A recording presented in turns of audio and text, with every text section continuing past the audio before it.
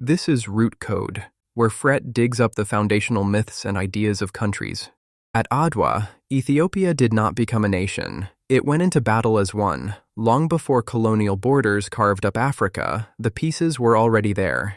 It is the 1890s. The new Kingdom of Italy has a sliver of the Horn of Africa, but wants more. A European nation without an empire in Africa is of little account, says public opinion.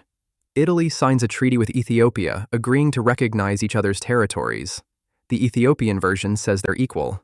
The Italian version says the African empire is subordinate to them. The Ethiopian emperor rejects the treaty. The Italians invade one of the last independent powers in Africa.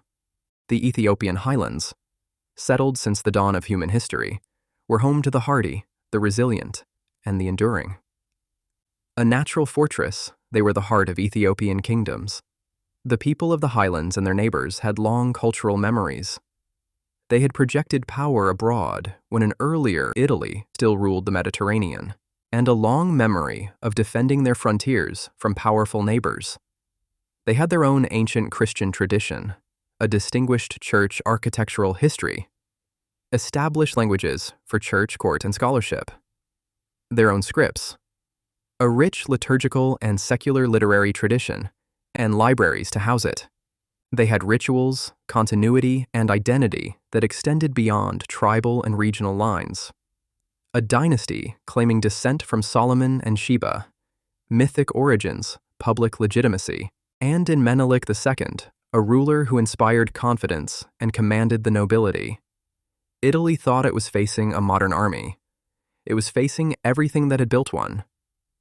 Adwa became a symbol of African defiance.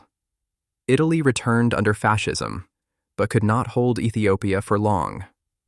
When colonial empires collapsed after the Second World War, Addis Ababa became the diplomatic heart of African unity. The Cold War brought foreign powers back. Empires fell. Republics rose. Ethiopia endured. Over 4.5 desperate hours at Adwa, Ethiopia fought for survival against a nation that wanted to be an empire. But long before the first shot was fired, the last African empire had already entered the field as a nation. See you at the next route.